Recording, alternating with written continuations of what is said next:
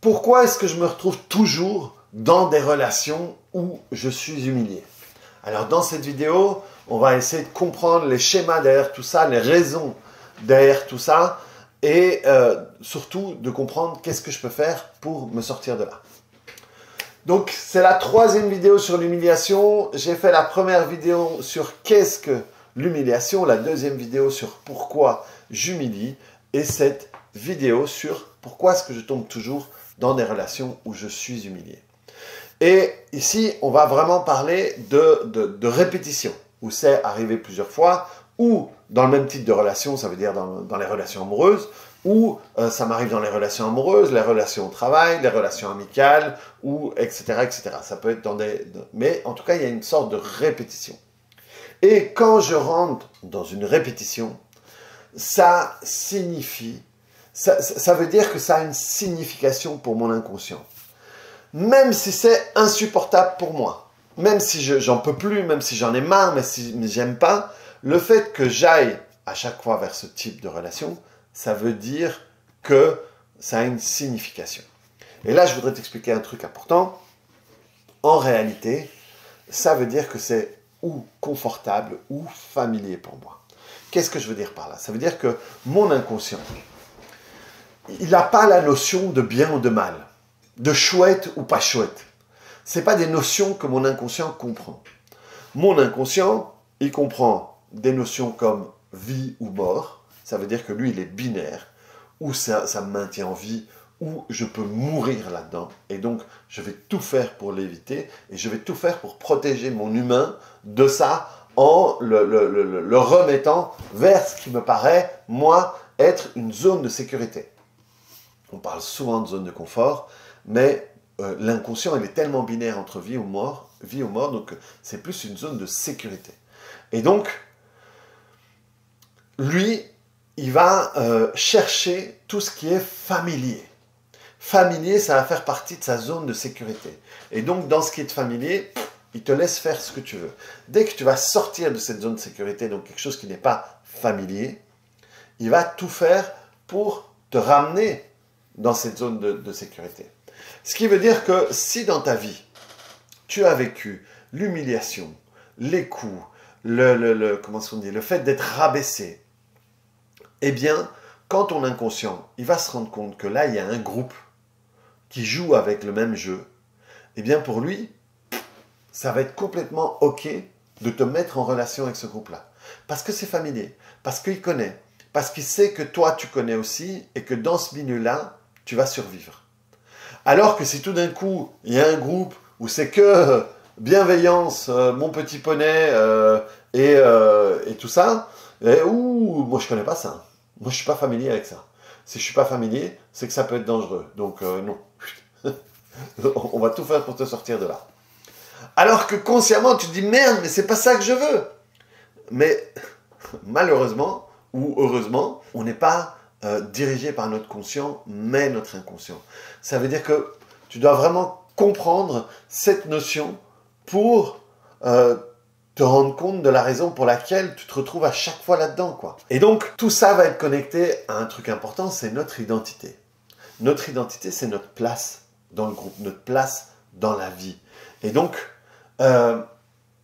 c'est notre petit moi, une version de moi à l'intérieur de moi qui a sa place dans mon groupe de référence.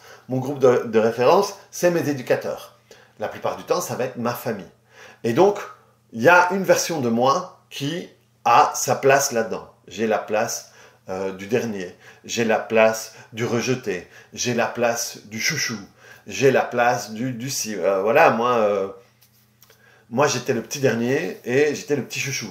Et j'ai toujours trouvé une manière d'être apprécié dans les groupes dans lesquels j'étais. Inconsciemment, c'est pas quelque chose que je cherchais à faire. Mais jusqu'à un moment où j'ai dû m'extirper de le rôle du petit... moi, je m'appelle René, je suis sud-américain, c'est René, et Renécito, c'est le petit René. J'ai dû m'extirper de ça, parce que ce qui était confortable à un moment était une cellule pour moi. Et donc j'ai dû m'extirper pour pouvoir être René, adulte, responsable, machin et tout. Et donc, toi, ça veut dire que si dans ta famille, tu avais cette place où tu étais rabaissé, où tu étais humilié, où on ne voulait pas de toi, eh bien, même si tu as détesté ça, même si ça t'active quand tu vois tout ça, eh bien, tant que tu n'as pas travaillé sur tout ça, à un moment, si tu as déterminé que si ton inconscient est en réalité la conclusion en tant qu'enfant, que c'était ta place dans le groupe, eh bien ça va faire partie de ton identité, ça va gérer tes croyances et ça va gérer tous les événements que tu vas co-créer avec les autres. Ton inconscient, dès qu'il rencontre quelqu'un, il y a une certaine distance où, parce que ton inconscient, il est à l'intérieur de toi, mais il est aussi autour de toi. Il y a une zone comme ça, et dès que cette zone va toucher la zone de l'autre, eh bien mon inconscient va savoir exactement qui est l'autre, et l'inconscient de l'autre va savoir exactement qui je suis. Et donc, quand tout d'un coup, mon inconscient va se rendre compte que l'autre a la capacité de m'humilier, de me rabaisser ou quoi, il va y avoir un rapprochement. Parce que ça, je connais. Ça, c'est familier pour moi. Donc, on y va. C'est OK. On peut avoir une relation avec lui. On sait gérer, on va survivre. Et donc, ça veut dire que même si tu n'aimes pas ça, c'est ta place, c'est ma place, c'est sa place avec un grand, la première lettre en majuscule, quoi. Et pour mon inconscient, c'est ma place avec un grand M. C'est celle-là que je dois avoir.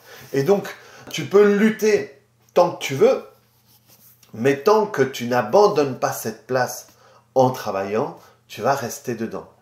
Tant que tu ne vas pas pouvoir te dire, ok, alors vraiment, c'est un gros travail, hein, c'est un travail important, faire ça. Ok, d'accord, je comprends que c'est la place que j'avais à ce moment-là, mais maintenant, je veux plus cette place-là. Eh bien, tant que tu n'as pas fait ça, tu ne vas pas pouvoir générer d'autres relations. Tu ne vas pas pouvoir générer d'autres... parce que ton inconscient, il a toujours 10 coups d'avance sur toi. C'est un super joueur d'échecs.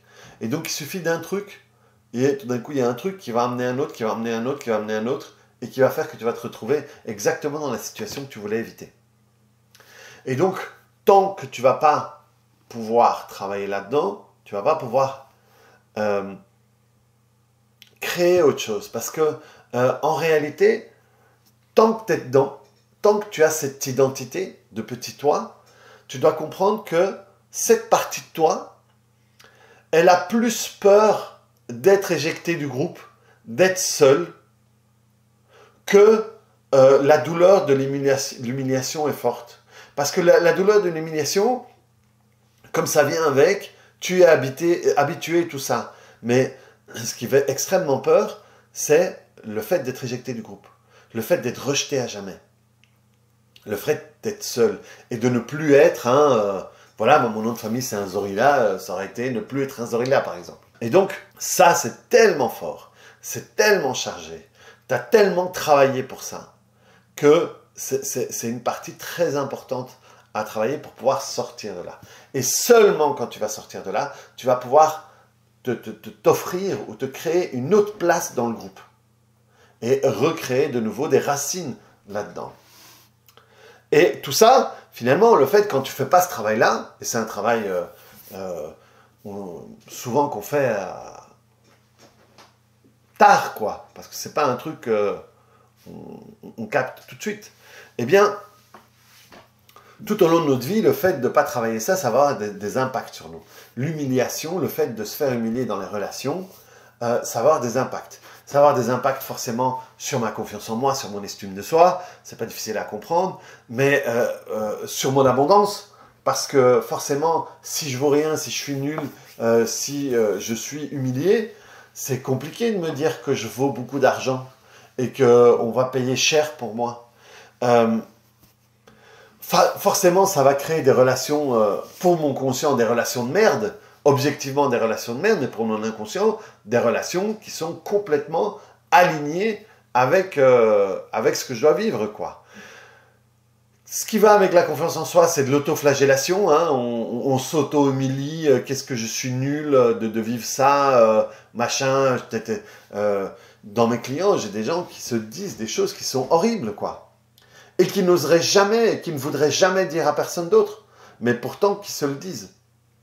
Et donc, on muscle, hein, ça je l'avais dit dans une vidéo, plus on vit dans l'humiliation, plus on devient bon, ça veut dire que plus on peut y aller rapidement et dans des profondeurs énormes. Et alors il y a un truc auquel on ne pense pas souvent, mais le poids. Le poids est un impact connecté à l'humiliation. Dans les formations de poids sur le poids que je donne, j'explique que selon l'endroit où tu prends du poids, ça a des significations.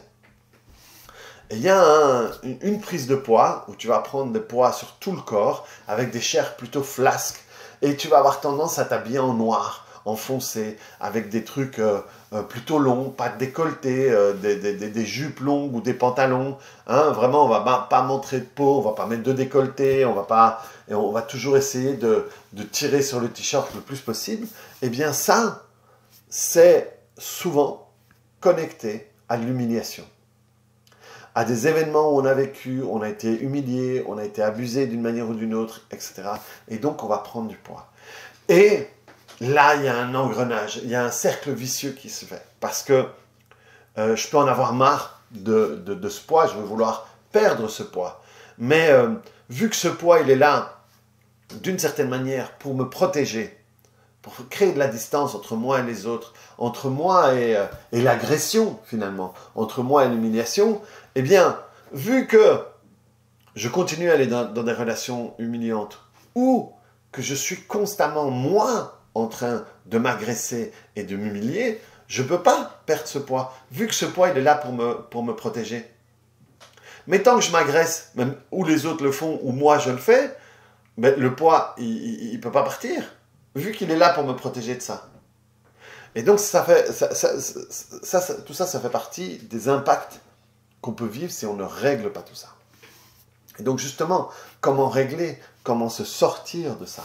Eh bien, justement, en retournant dans tout ça, en retournant sur cette place qui, inconsciemment, est encore la mienne dans la famille, dans le groupe d'éducateurs. Ça peut être dans la famille, ça peut être quelque chose qui t'est arrivé à l'école, ça peut être quelque chose qui t'est arrivé ailleurs, hein, où c'est rare, mais ça peut être plus tard dans la vie, quoi. Et vraiment aller voir qu'est-ce que je me dis, comment est-ce que je le vis, qu'est-ce que tout ça, et travailler tout ça. Et ça, c'est vraiment un gros travail. Ça, c'est quand tu travailles ça, ta vie, c'est obligé qu'elle ne soit plus jamais la même. Quand tu parviens à travailler ça, tu donnes vraiment une autre direction à ta vie.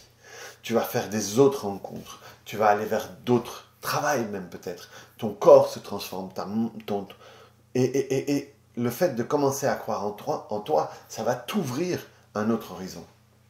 Et donc ça, c'est vraiment un changement qui fait partie des changements les plus importants dans les différentes thématiques dont je peux te parler. Et donc c'est super chouette d'accompagner ça. Bien sûr, c'est pas quelque chose qui se fait en une séance, hein, soyons clairs. C'est vraiment un travail de fond. Mais par contre, c'est tellement libérateur. Tellement libérateur. Donc voilà, comme tu vois à nouveau, c'est toujours connecté à des traumatismes. Donc c'est compliqué de faire autrement que de retourner là-dedans. Alors les techniques de coaching, tu disais, ouais, tu dois le positif, machin. Mais j'ai tellement de gens qui ont tenté ça et qui au bout du compte se retrouvent dans mon cabinet et qu'on travaille là, et quand on travaille ça, tout le reste est plus facile.